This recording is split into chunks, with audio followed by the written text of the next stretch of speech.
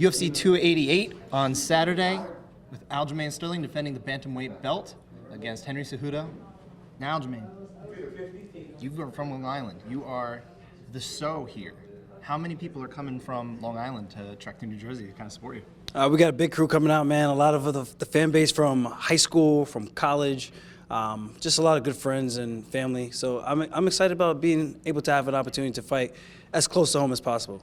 We're only 5 minutes away from where you made your pro debut 12 years ago. I mean, Yep. I don't know if this makes any memories come back to you, but what do you remember of that first fight? It was in the middle of nowhere. It was in an ice rink. It was really cold. I had a lot of my friends and family that are coming out for this, that were out for that one as well.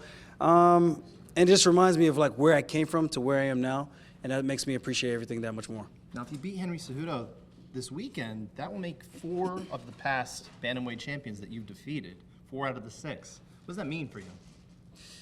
It's a lot, man. It's cool to see that, you know, just understanding the journey, the process of what it takes to get here, and some of the cool things we accomplished along the way. You know, I'm still with my same guys that I've been with since the beginning, so that's another thing that's special. And even before, I was like, yo, man, till the wheels fall off, man, we're gonna ride out together. So this is another big one, another big test, another big opportunity, and I look forward to passing that exam on Saturday. I know this is, you've got kind of a rough plan for what you would like to do. You want to beat Henry here, then Sean O'Malley, and then maybe move up to 145 pounds. You know, if you do that, are you planning to take the 35-pound belt with you, try to become champ?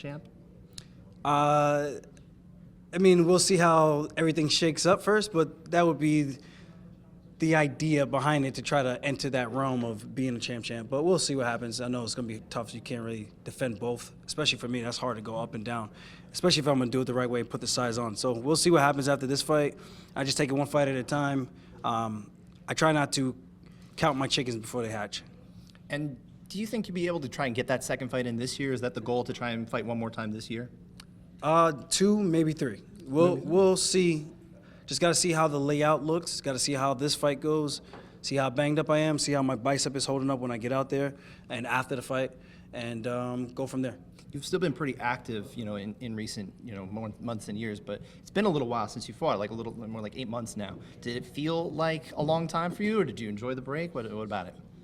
I definitely enjoyed the break, but for the most part, is trying to heal up and get my body back to as close to 100% as it could possibly be, so I could compete again.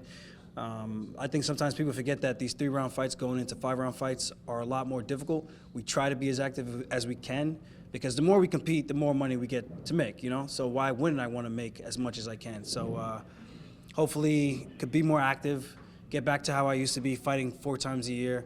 That might be very difficult to do that. That's tough for champions. Champions don't do that. Very difficult, yeah.